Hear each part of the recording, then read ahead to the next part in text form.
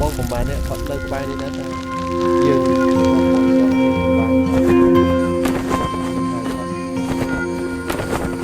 តែតែបដាក់គ្នាចឹងស្រួលកុំឲ្យម្នាក់ឲ្យ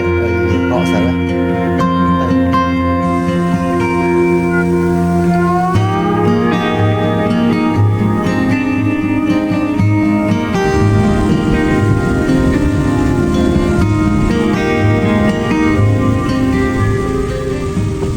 ពួកយើងបានធ្វើដំណើរដោយម៉ូតូដើម្បីចេញទៅកាន់កន្លែងបោះតង់មួយលើភ្នំស្ទឹងពពកខេត្តកោះកុង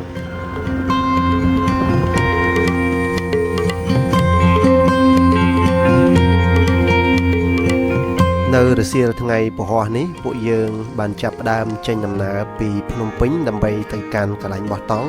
ហើយវាក៏ជាពេលមួយដែលខ្ញុំចាប់ផ្ដើមពិបាកចិត្តបន្តិចដែរដោយសារតែអាកាសធាតុហើយមេឃមើលទៅដូចជាមិនសូវអំណោយផលសោះ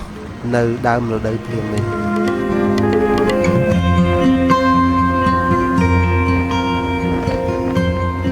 ពួកយើងធ្វើដំណើរចេញពីភ្នំពេញមិនទាន់បាន1ម៉ោងស្រួលបួលផងរឿងមួយដែលមិនបានរំពឹងទុកវាក៏បានកើតឡើងមកលើពួកយើងម៉ូតូ Super X ដែលត្រូវជូនពួកយើងទៅកាន់គោលដៅក៏ចាប់ផ្ដើមមានបញ្ហាជិះឡើងទៅមុខជិះឡើងទៅមុខហើយខ្ញុំពិតជាមិនដឹងថាមកពីមូលហេតុអីគ្រប់ពេលឲ្យតែពួកយើងខ្ចីម៉ូតូគេជិះគឺតែងតែជួបបញ្ហាបែបនេះរហូតពួកយើងព្យាយាមឆែកមើលគ្រប់កន្លែងដែរនៅតែមើលមិនដឹងអំពីបញ្ហារបស់វាដូច្នេះពួកយើងនៅតែបន្តជិះម៉ូតូដែលស្ទើរតែឡើងទៅមុខនេះដើម្បីទៅរកជាងនៅមុខបន្តទៀត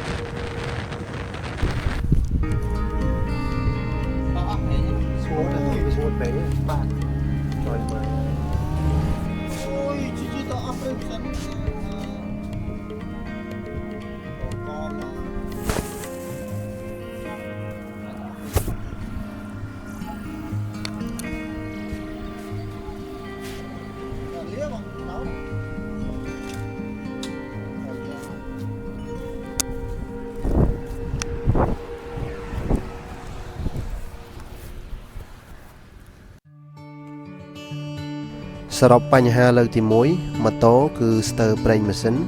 ហើយសបកកង់ក្រោយត្រូវបានធ្លាយទៀតដូច្នេះហើយពួកយើងត្រូវការប៉ះកង់ក្រោយមួយហើយធ្វើការបដូរប្រេងម៉ាស៊ីន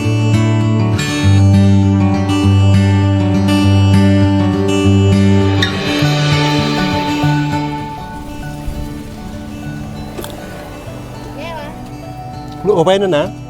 លោកអវ៉ៃនោះណាលោកក្រោយនោះเอาเจียงสล้อน่ะ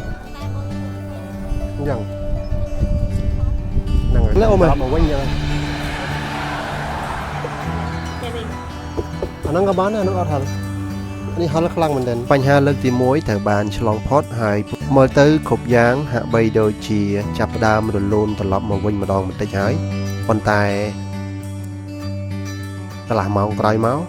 ผู้ยื่นก่อบานจูบจีมวยหนึ่งปัญหาดาดาลิมาดองเตี้ยម៉ូតូចាប់ផ្ដើមជិះលែងទៅមុខទៀតហើយប៉ុន្តែទោះជាយ៉ាងណាក៏ដោយក៏ពួកយើងនៅតែបន្តតម្រង់ទៅរកគោលដៅរបស់ពួកយើងដែរ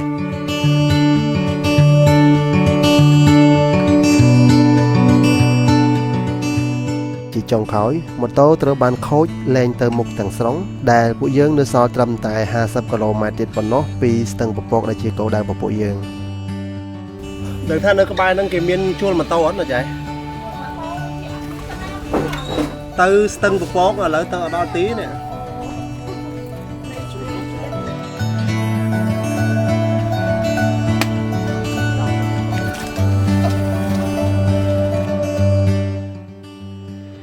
ដោយភាពអត់ធ្មត់របស់ពួកយើងការធ្វើដំណើរក៏ត្រូវបន្តទៅរកគោលដៅប៉ុន្តែមានអ្វីមួយយ៉ាងត្រូវបានផ្លាស់ប្ដូរទាំងស្រុង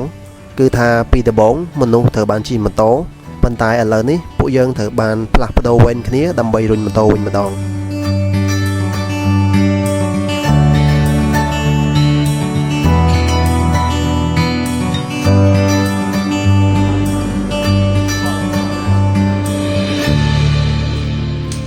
ដោយឆ្លងកាត់ការប្រើប្រាស់រយៈពេលយូរឆ្នាំជាងក៏បានរកឃើញអាការៈជំងឺរបស់ម៉ូតូ Super X ហើយ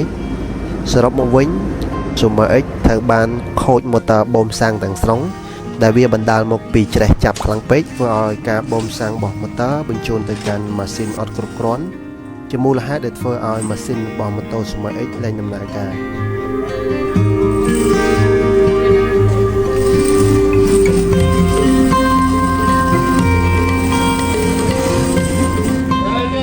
ពីដំបូងខ្ញុំមានអារម្មណ៍ថារៀងសង្ហាក់ចិត្តជាមួយនឹងជាងបន្តិចដែរប៉ុន្តែពួកយើងបានធូរចិត្តត្រឡប់មកវិញបន្ទាប់ពីបានឃើញស្នាមញញឹមនិងការយកចិត្តទុកដាក់ជួបជុំរបស់ពួកគាត់បាទអត់បាយគ្រូមកទៅដល់មកព្រៃទៅមកដៃបងអីមករកទីបងមកចាប់គ្រប់យ៉ាងក៏ត្រូវត្រឡប់មកដូចដើមវិញម្ដងទៀតខុសត្រង់ថាមេឃក៏ចាប់ផ្ដើមងងឹតហើយព្រះអាទិត្យក៏ចាប់ផ្ដើមបាត់បង់ពន្លឺដែរ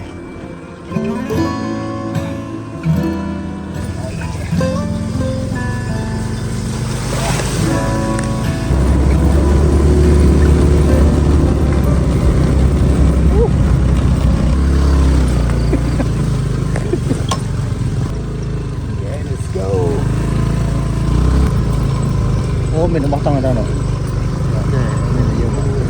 ទម្រាំដែលពួកយើងឡើងមកដល់ភ្នំពពកនេះពេលវេលាក៏ឈានចូលទៅដល់ម៉ោង9បាត់ទៅហើយអ្វីដែលអាចឲ្យភ្នែករបស់ពួកយើងមើលឃើញបាននៅជុំវិញនេះគឺពឹងទាំងស្រុងទៅលើពិលរបស់ក្មេងប្រុសម្នាក់ដែលជូនពួកយើងឡើងមកកាន់ទីនេះI got my eyes on the bright blue sky it was all about me I was in pain alone in my head pretending to be free នៅលើភ្នំដ៏ស្ងប់ស្ងាត់បែបនេះរបស់ដែលយើងត្រូវការបំផុតវាលែងជាអំពូលភ្លើងម៉ាស៊ីនត្រជាក់ឬពូកខ្នើយទៀតហើយតែវាបែរជាត្រូវការត្រឹមតែងងើកភ្លើងដើម្បីបំភ្លឺនៅជុំវិញខ្លួនយើងនិងតង់មួយសម្រាប់ឲ្យយើងអាចបិទភ្នែកនៅក្នុងយប់ដ៏ស្ងាត់នេះបាន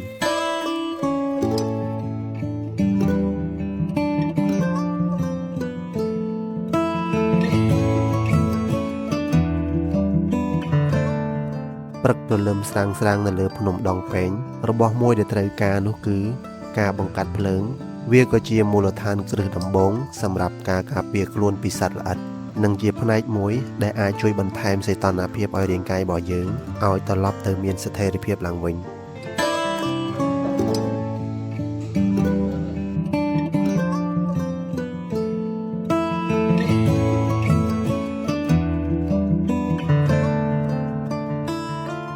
ទាំងអស់នេះក៏ប្រហែលគ្រាន់តែជាបទពិសោធន៍ដែលពួកយើងធ្លាប់ឆ្លងកាត់ហើយក៏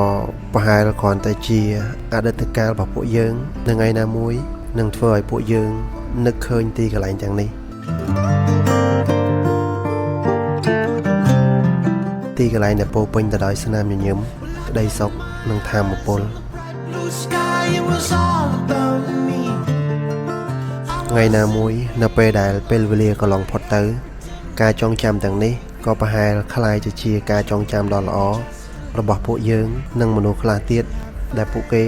អាចដើរឆ្លងកាត់ទីកន្លែងនេះ